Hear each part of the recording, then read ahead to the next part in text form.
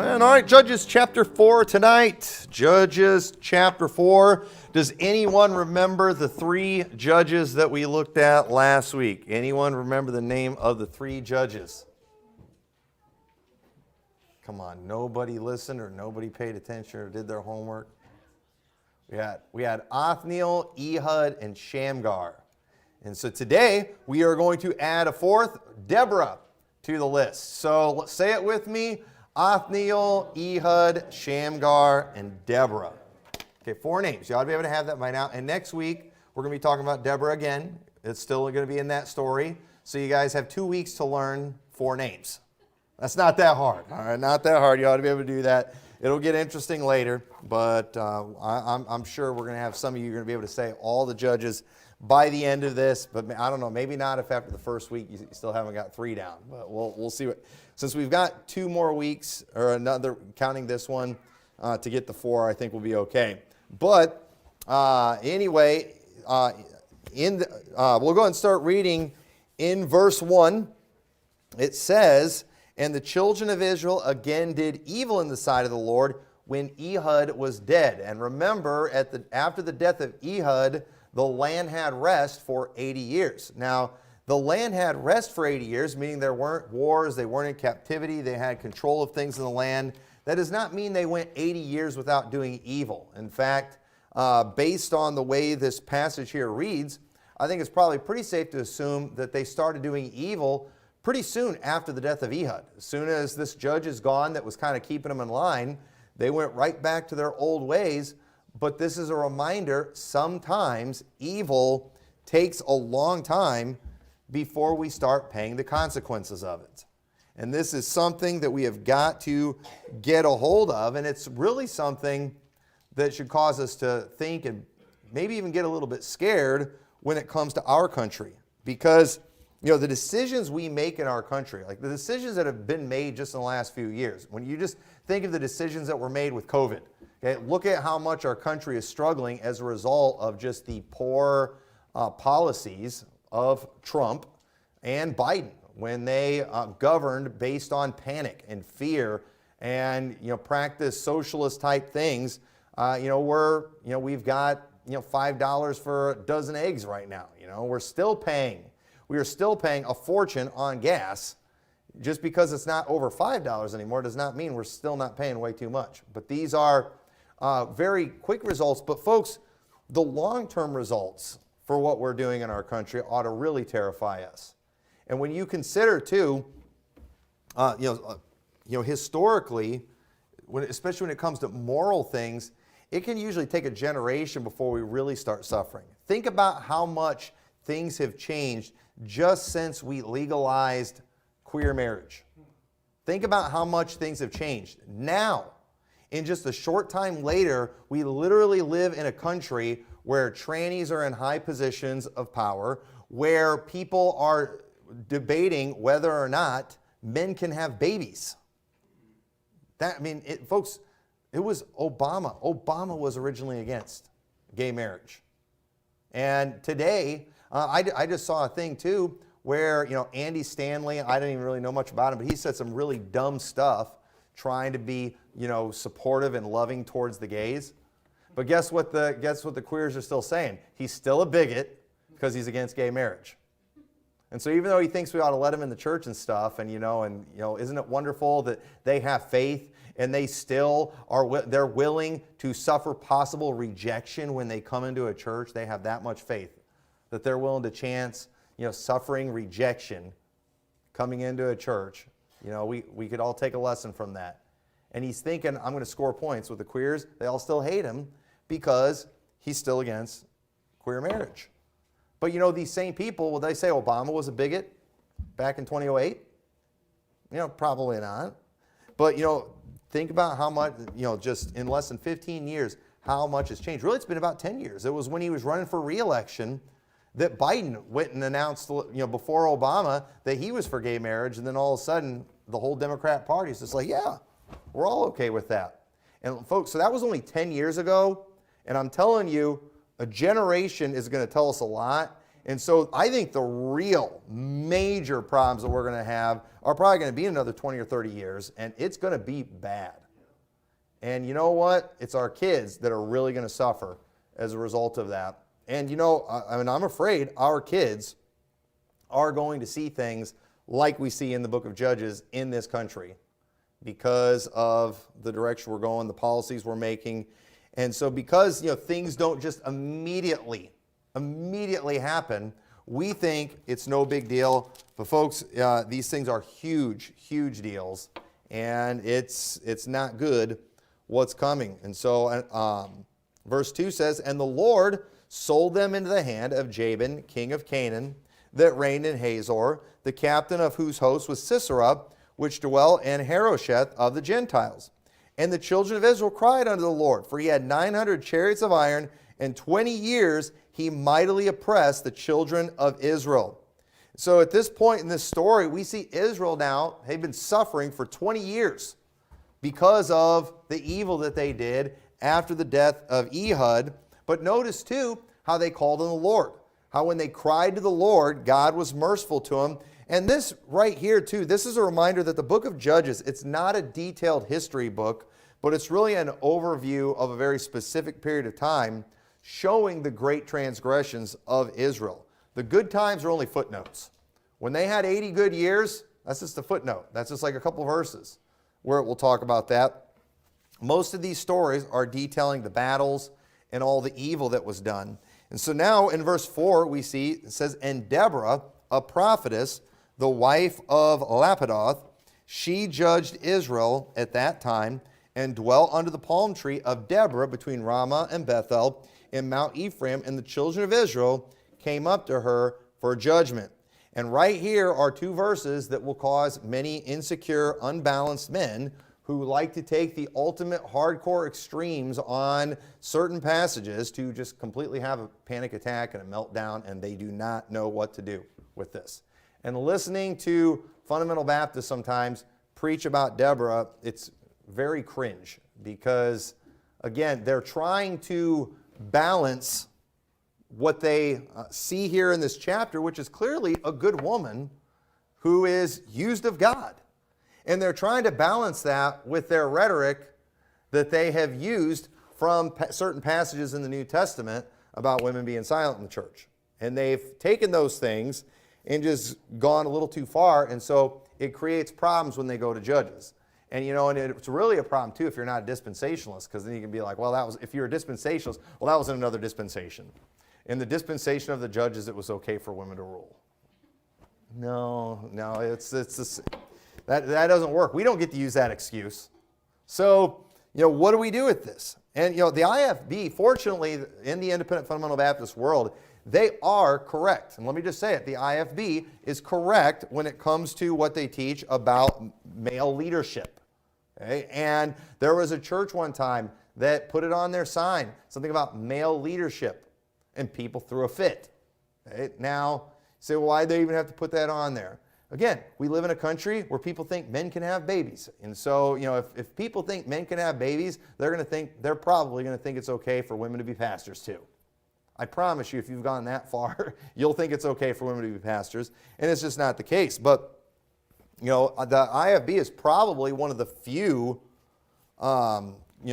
Christian movements out there that teaches correctly about male leadership. What other Christian denominations are out there that don't have women preachers and stuff? I'm sure there's some out there, but I can't think of them off the top of my head.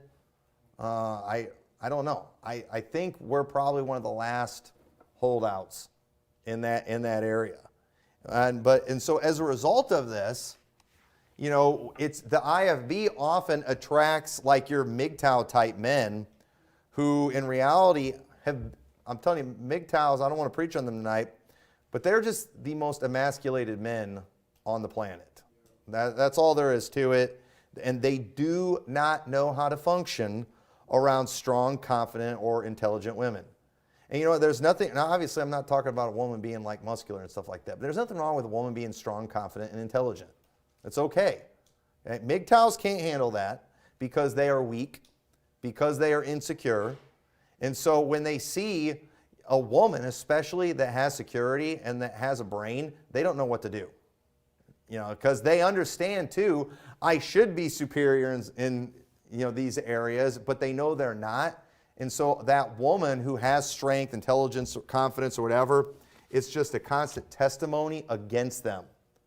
And they can't handle it. So they're often very degrading towards women, and they often use a lot of crazy over-the-top rhetoric and stuff. And the MGTOW types too, they're the type of men that usually see women just as objects.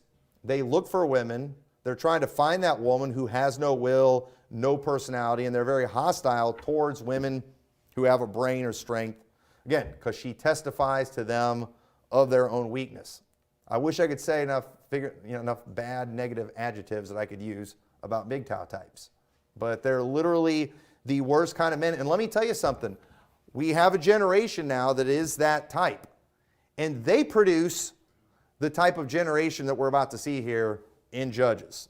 You got to understand, there's just kind of cycles that societies go through and people go through, and we're not fully to the low point on this yet, but we're getting close, and I think we'll be able to illustrate this as we go through this. But these type of the MGTOW types, they're one step away from the men we're going to see here in Judges.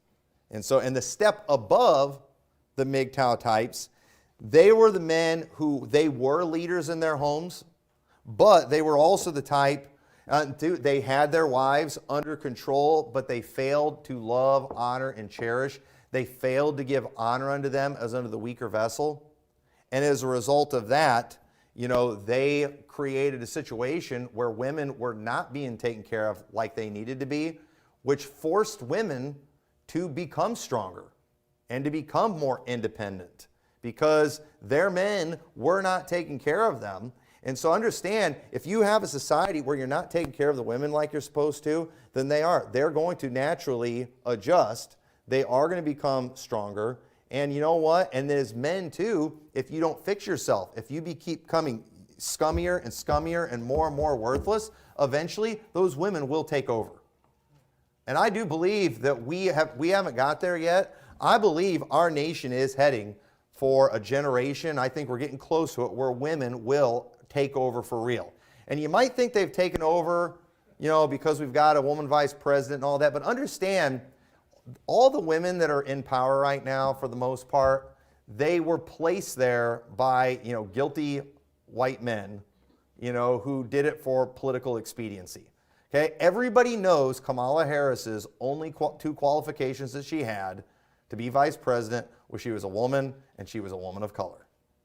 Ketanji Brown Jackson, who doesn't know what a woman is for sure because she's not a biologist, the only reason she is on the Supreme Court is because the president only looked for black women. And so we've got women all over the place in leadership right now because they are just being placed there, installed there. Most women who are getting to these high positions today are not getting there because of merit, because they've earned it, because they've outdone the men. No, they got there because of political correctness. That's why they're there. Everyone knows it. And you say, you know what, that's a terrible thing. You know what's shameful towards women, what's shameful towards minority is when you do stuff like that and then try to tell everybody, no, they earn it and you're bad if you say anything against it. It's like affirmative action. Okay? No black person should be proud of a job they got through affirmative action. You should go earn it. You should compete with the white people and beat them.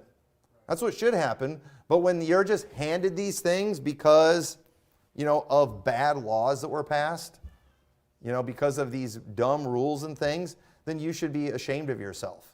And you should feel guilty that you took the job of someone who actually should have earned, who earned it. And you got it for political correctness' sake. And so people like Kamala Harris, she should be absolutely ashamed of herself. And Ketanji Brown Jackson, every woman that's in the Supreme Court are absolutely pointless, and we're there because they need to look good. Even the one that Trump picked, Amy Coney Barrett, same thing. Trump wanted to look like he was with the times. And so he picked a woman who let's just face it, she wasn't that great. There was nothing that, astounding about her, and, nothing that really stood out, but she was a woman. And so, Trump, he's had all these people telling him he's terrible towards women, and he always has been, okay? Trump is that generation that created a need for women to strengthen themselves because he is one who saw women as objects, okay? Guys like Trump create the generation that we're in right now.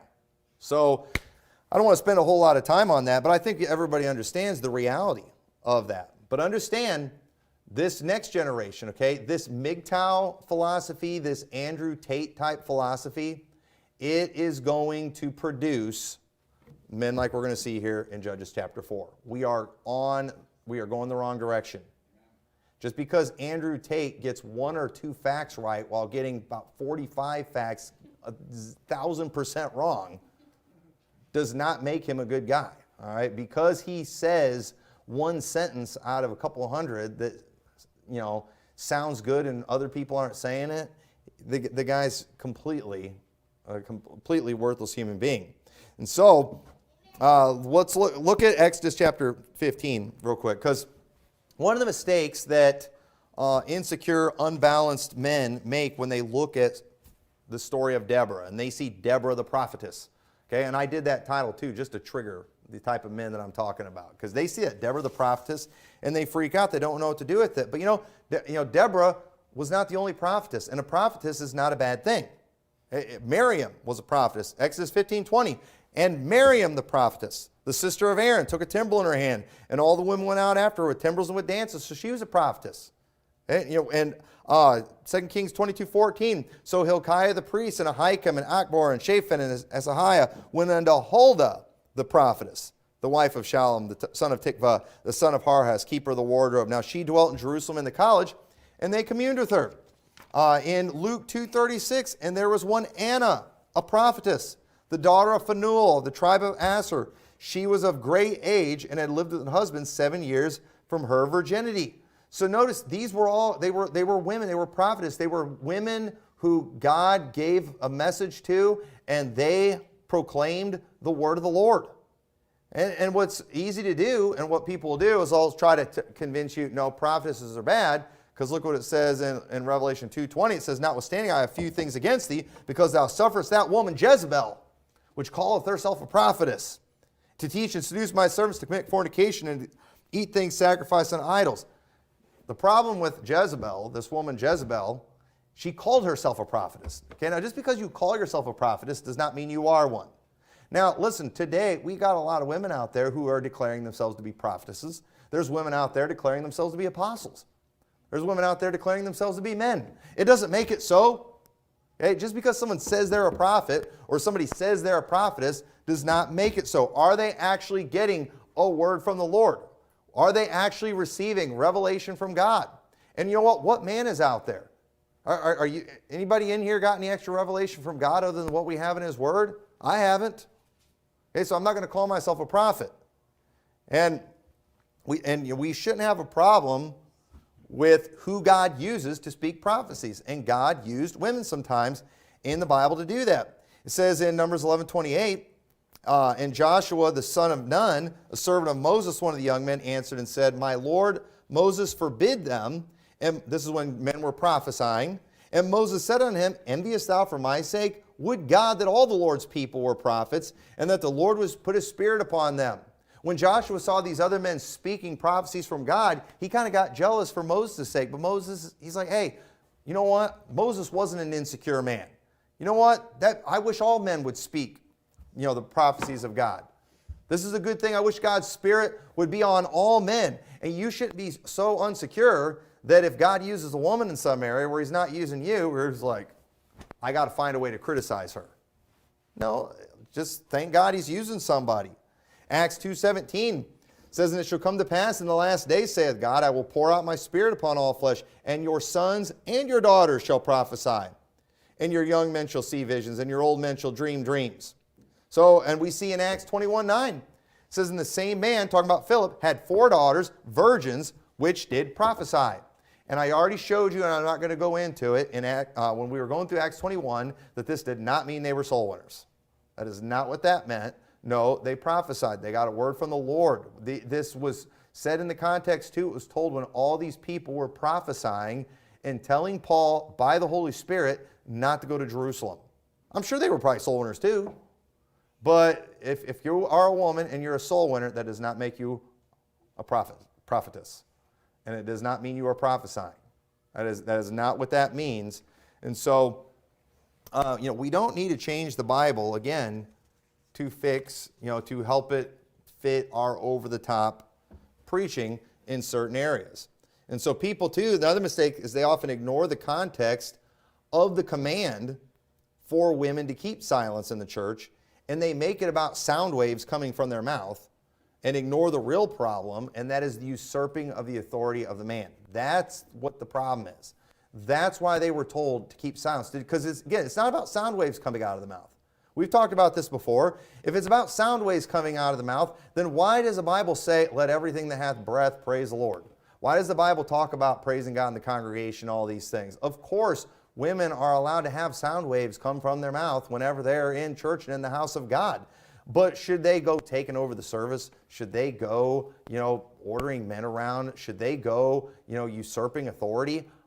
No. Obviously, that is a great sin, and that's why they are told to keep silence, but it doesn't mean they're never allowed to say anything. It doesn't mean that they can't get a word from the Lord. It doesn't mean they don't have the ability to understand some things and be able to be a blessing and to be a help to people. Doesn't mean they can't get some things right. The problem is usurping authority. Now, one thing we are not going to see Deborah doing in the Bible is usurping anyone's authority.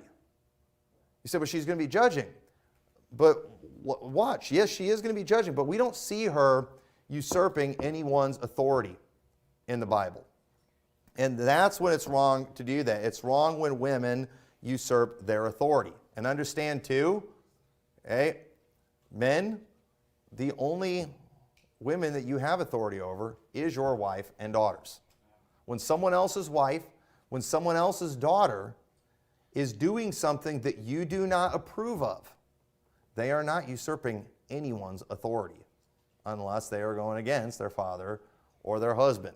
And so you have a lot of men who don't understand authority, don't understand the Bible. They'll read the verse about women, being in silence in the church, and all of a sudden now they think they're allowed to tell women what to do.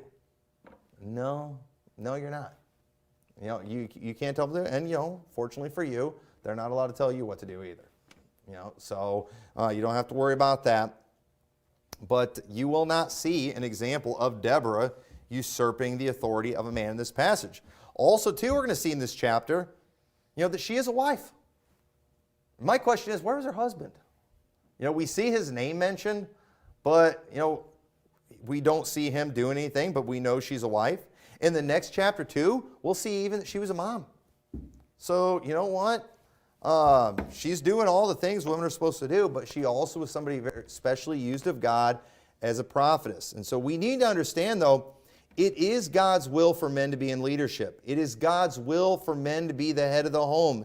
It is God's will for the man to be the provider and the protector. But let me ask you this. If somebody breaks in my home tonight, who should go confront the intruder? Me or my wife? Don't be afraid to answer. Me, right? The man. I should do it. Okay, but let me ask you this. What if somebody does break into my home tonight and I get scared and I hide under the bed? And then all of a sudden, we hear the kids screaming in the other room because they're being attacked. And I'm hiding under the bed. If my wife goes and gets the gun and goes and blows that guy's head off, is she the bad guy or am I the bad guy? Did you realize she just did my job? But is she the bad guy or am I the bad guy? I'm the bad guy. By all means, I am the bad guy. And understand, one of the reasons we have so many women today doing things that, that should be for the man. It's because the men aren't doing it. It's because the men are too busy being worthless. It's because the men are too busy being pathetic. Be careful being down on women that are out there in the workforce and working jobs and things that you have to compete with in your jobs. You know what? Be down on their husbands that are making them do all that stuff. Why isn't their husband providing for them? Why isn't their husband taking care of things? What are they supposed to do? I get it, the husband's supposed to be the provider, but what are they supposed to do when they're married to Mr. Worthless playing video games all day? Just let their kids starve to death? Just let the bills not get paid? See, this is why we have so many strong women today. This is why we have so many very independent women today, because men somewhere, they quit taking care of them. They quit doing their role, providing for them, so they would be able to stay home, take care of the house, take care of the kids, and we've just done nothing, and we forced the woman to do both parts, and then you've got MGTOW type guys going around bashing women that are out there just getting the job done for their husbands. Don't bash the woman, bash the guy. Don't bash my wife if she goes and takes care of the intruder. Thank God she went and got it done.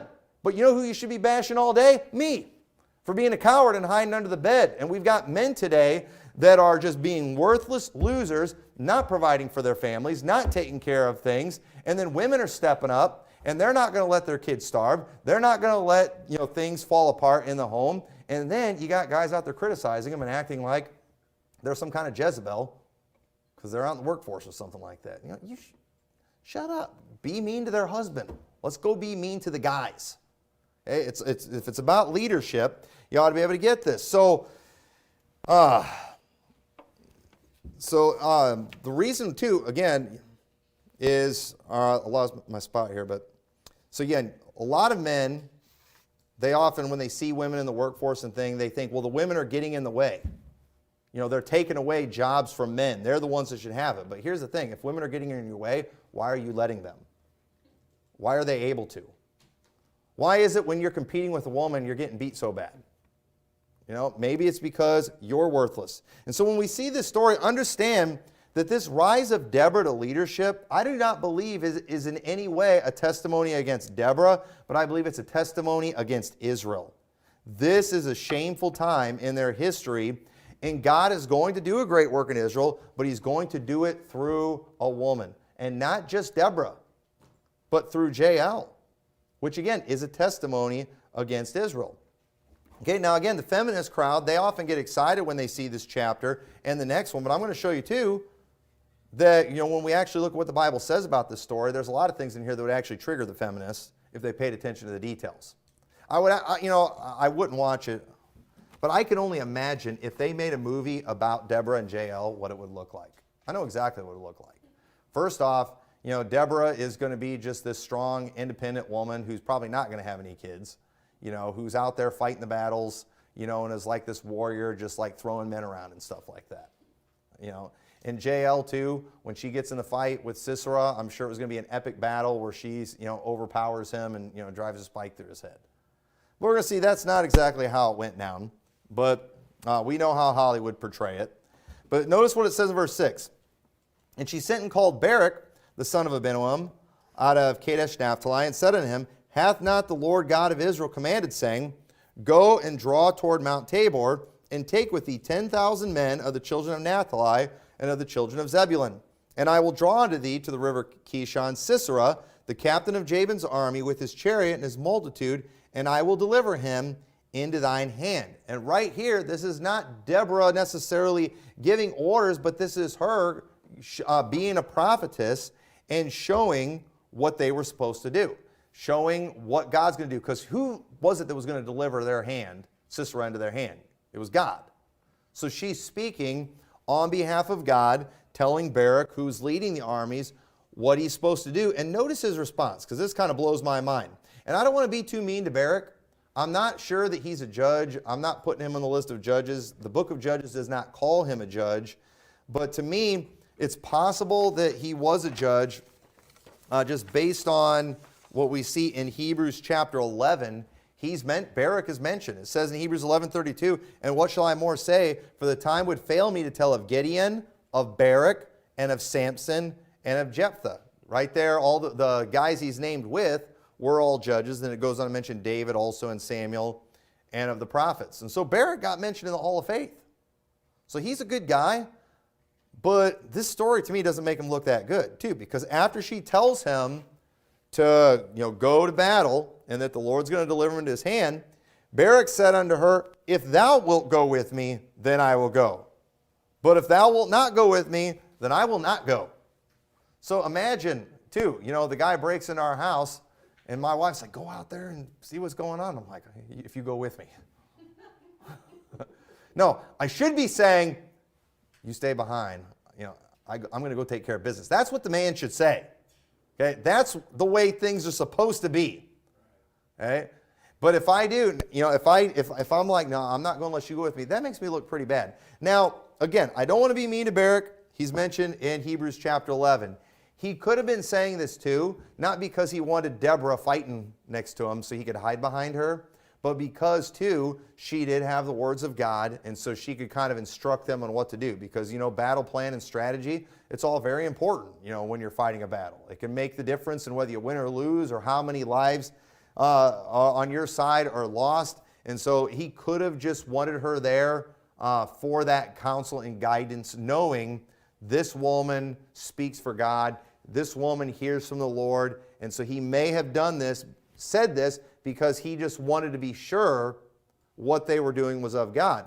But at the same time, and in my opinion, I don't think I can, completely prove this from the Bible, but I think because of him saying this right here, it was then determined that, you know what, all right, Barak, God's still going to deliver Sisera into your hand, because Israel cried unto the Lord, and God is a merciful God, but you're not going to get the honor. You know what? I'm going to use a woman to do it.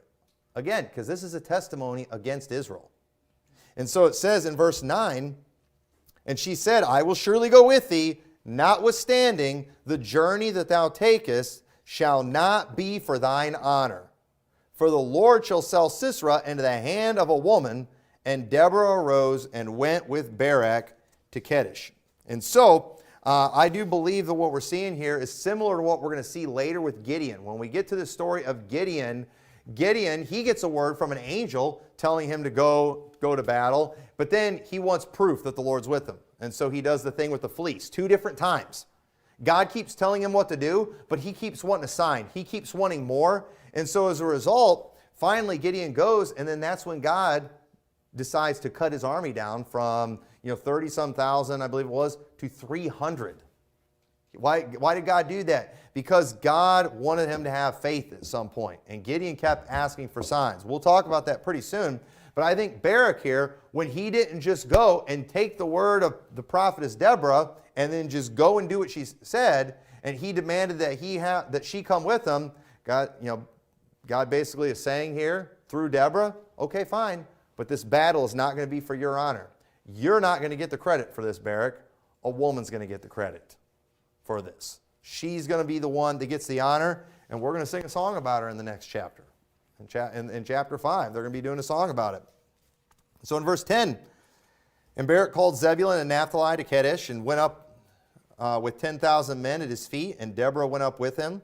Now Heber the Kenite, which was of the children of Hobab, the father-in-law of Moses, had severed himself from the Kenites and pitched his tent under the plain of Zenaim, which is by Kadesh. And they showed Sisera that Barak, the son of Abinoam, was gone up to Mount Tabor. And Sisera gathered together all his chariots, even 900 chariots of iron, and all the people that were with him from Harosheth of the Gentiles unto the river Kishon. And Deborah said unto Barak, Up, for this is the day in which the Lord hath delivered Sisera into thine hand. Is not the Lord gone out before thee? So Barak went down from Mount Tabor, and 10,000 men after him. And right here is probably what Barak was wanting Deborah for, because again, timing, strategy, it's important. And so here they were, and Deborah's like, this is it. This is the day. Go get him. And that would help, knowing that, all right, we're doing things right, the timing's right, God's with us. I think that's why he wanted her. But again, Barak's not going to get the honor. And so it says, and the Lord discomfited Sisera and all his chariots and all his hosts with the edge of the sword before Barak, so that Sisera lighted down off his chariot and fled away on his feet. But Barak pursued after the chariots and after a host unto Harosheth of the Gentiles.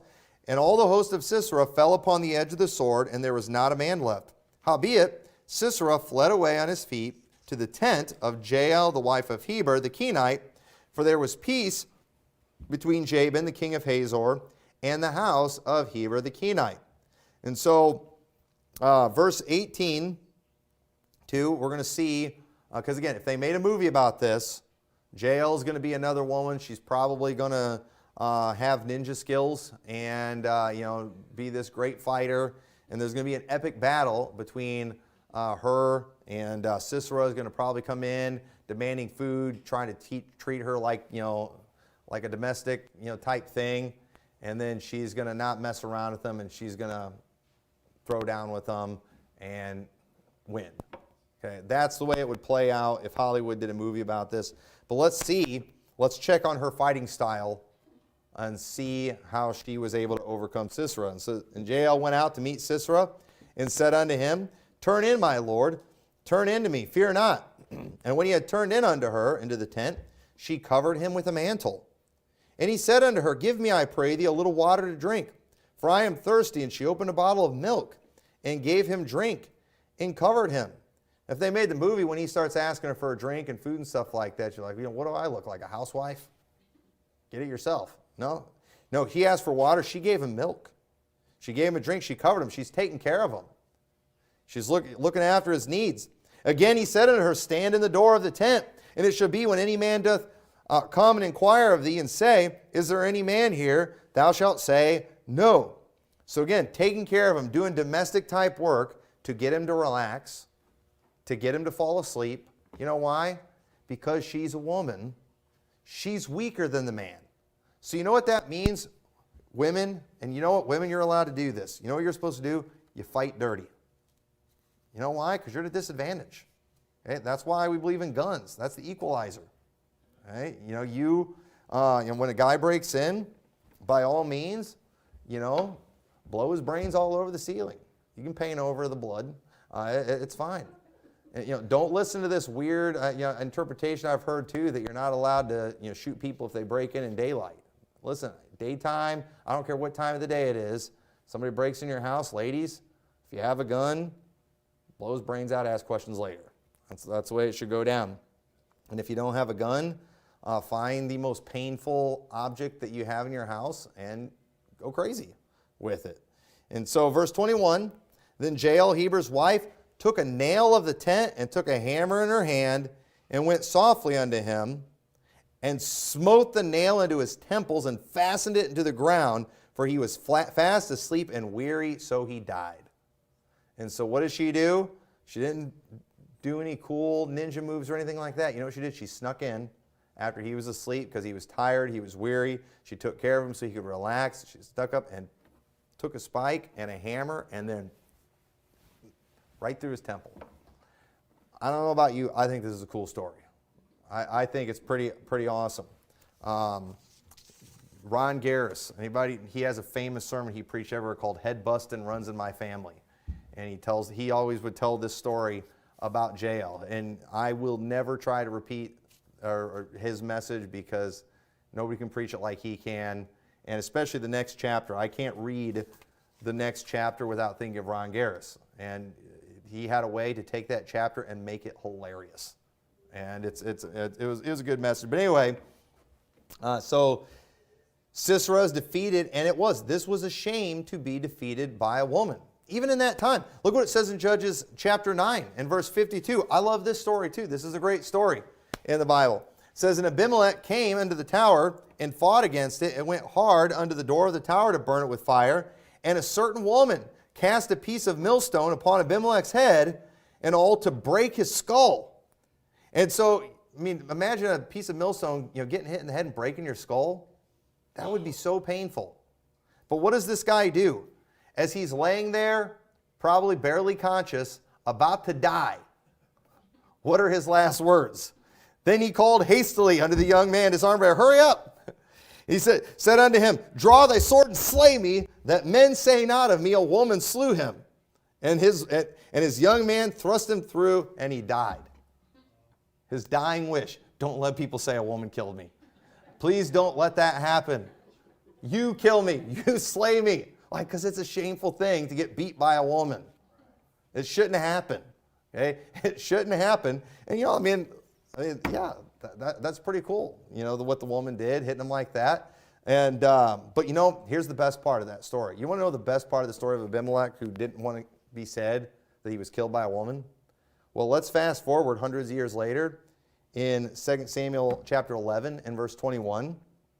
It says, this was after the death of Uriah. And it says, who smote Abimelech, the son of Jerubasheth? Did not a woman cast a piece of a millstone upon him from the wall, that he died in Thebez? Why went ye nigh unto the wall? Then say thou, thy servant Uriah the Hittite is dead also. This is when David wanted them to do this on purpose to get Uriah killed. But the thing is, everyone knew when you're fighting a battle that you don't go running up against the wall like that, because if you do that, even a woman's going to be able to kill you at that point. Remember Abimelech, what happened to him? So it became a lesson. It became a thing. It became a thing that was known in battle strategy, that don't get too close to the wall. Somebody's going to take you out. Even a woman could take you out in that situation. And so he knows that when he first finds out about them losing this battle, David's going to be mad, because you're not supposed to use that strategy in battle. So he tells him to make sure you say Uriah's dead. Then David will leave you alone, because that's what David wanted. But again, the best part of that story is that years later, everybody's still talking about Abimelech getting killed by a woman. So it didn't work. Yeah, because it's a shameful thing. It's a shameful thing to get beat by a woman. And so in verse 22, and behold, as Barak pursued Sisera, Jael came out to meet him, and said unto him, come, and I will show thee the man whom thou seekest. And when he came into her tent, behold, Sisera lay dead, and the nail was in his temples.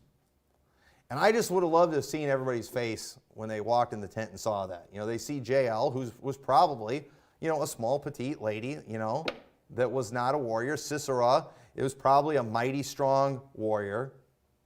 And so when it comes to a battle between the two of them, she shouldn't have a chance. But what do? They see his head spiked to the ground. And I think I just think it's a great story. And so I am all for women who will do what it takes to get the job done and protect their family. Turn over to 2 Samuel chapter 20 and verse 16. I want to show you something here too. Listen, you don't want to get between a mom and her children. Okay, they can be scary. They can be fierce. Anybody ever see that video too, where that guy went and carjacked some lady at a gas station while her kid was in there, and she like dove on top of the car, and then and like the guy ended up stopping after that and ran off. But I mean, women, they naturally will do what they've got to do to protect their children, protect their family, and they'll get vicious if they have to, and I'm fine with that. I think that's good. And so, I love this story here. Oh, and I'm in 1 Samuel. In 2 Samuel, chapter 20, and we'll start reading in verse 16.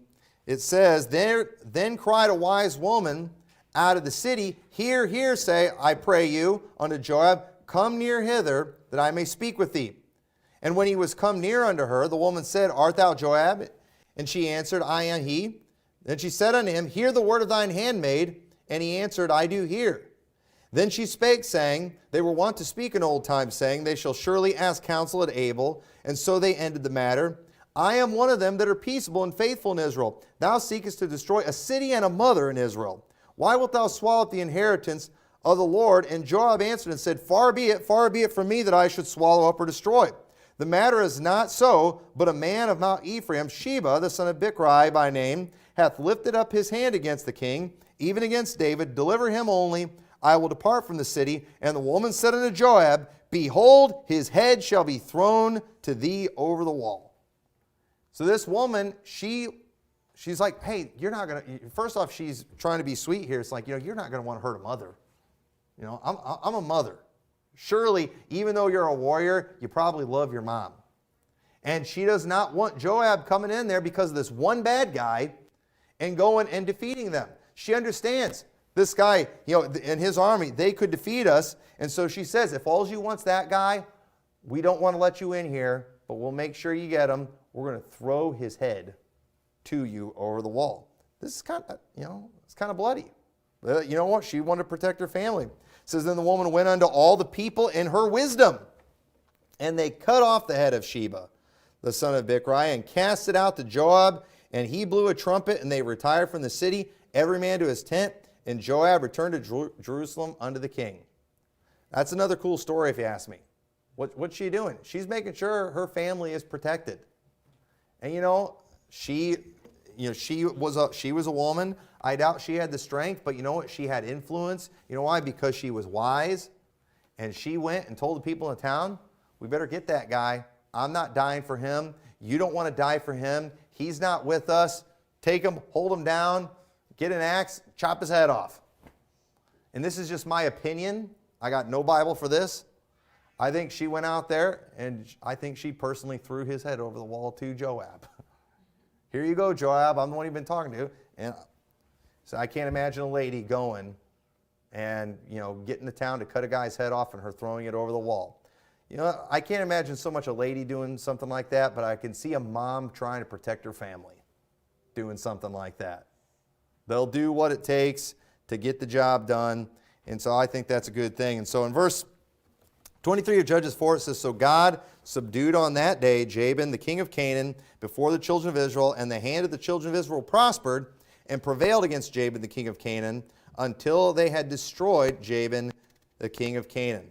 And so right here is just another of many reminders of the mercy of God.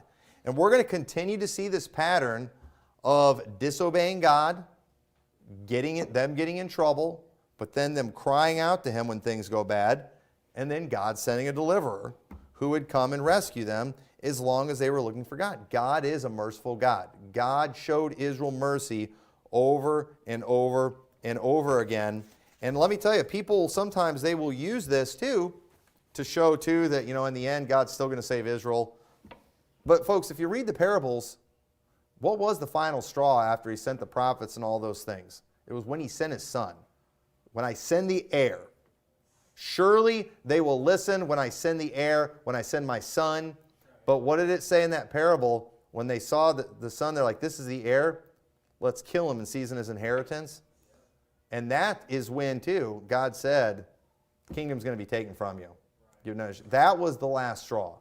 We see the entire Old Testament is Israel just, messing up, God being merciful. Messing up, God being merciful. The final straw, though, was the rejection of the Son.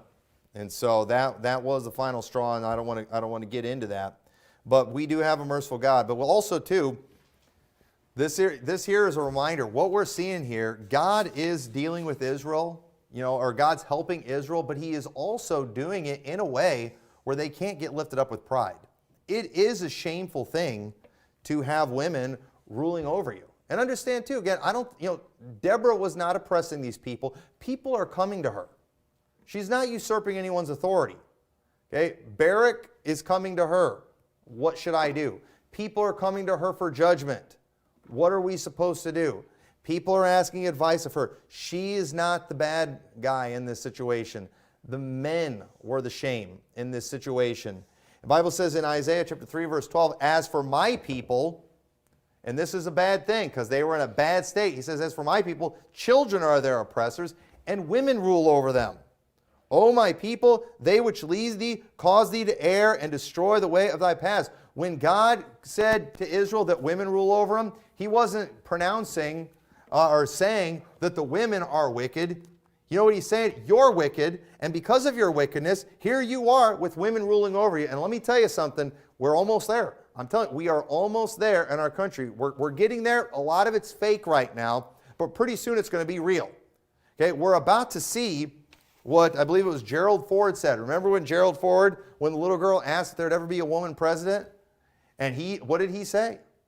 He said the way it will probably happen is one will be a vice president, and then that president will probably die or something, and then that's how we'll have the first woman president. Because he understood, society, especially then, was far from being ready to legitimately electing a woman to be over the country. And we're still not there yet. I still think they would have to cheat to get one. I think they had to do that to get one to be vice president. But understand, I think pretty soon a woman will be able to win in a fair election in this country.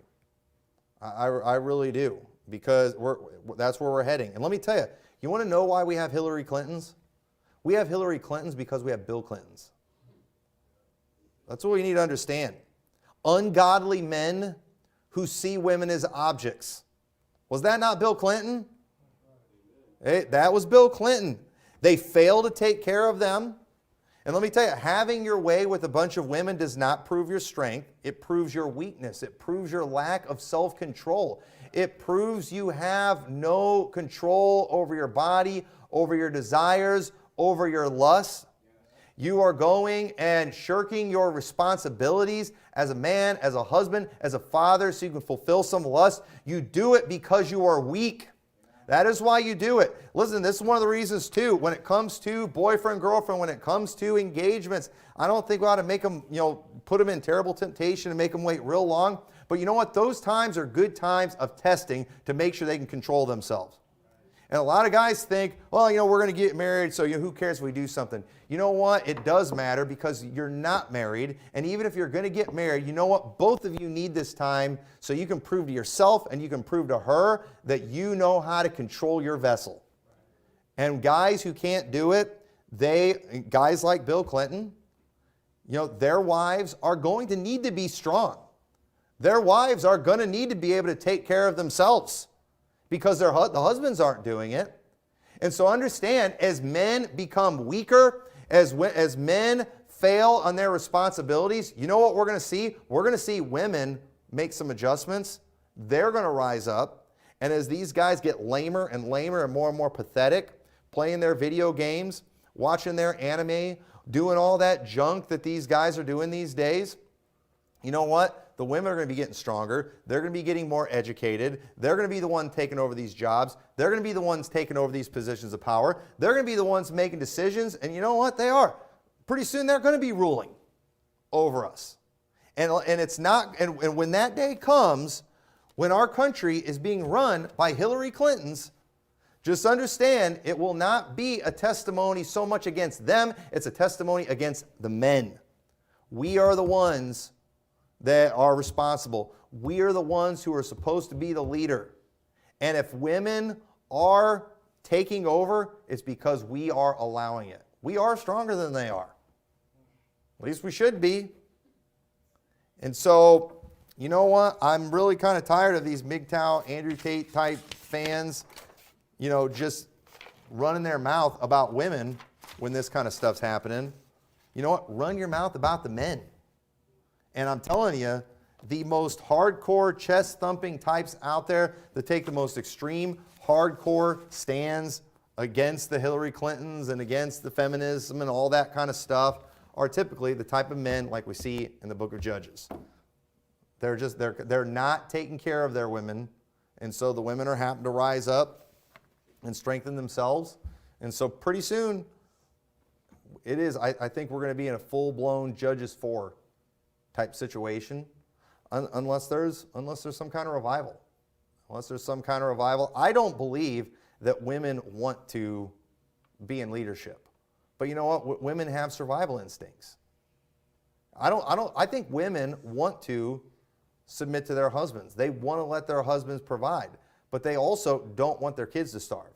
They also want bills to get paid. They also want to be taken care of. And a lot of times, the guys just aren't getting it done because they're worthless. And so women sometimes, they end up, maybe taking things too far. But, these guys out there that are just giving up to and are demanding a government that just forces women to stay with their husband. If you need the government to keep your wife in line, you're weak, lame, pathetic, and you don't deserve a wife. I think our laws are bad. But you know what? I think I can still have a good marriage even in a country with bad laws. And you can if you will actually take care of your wife, if you will actually be a good husband. A good biblical husband, the woman's not going to want to leave him.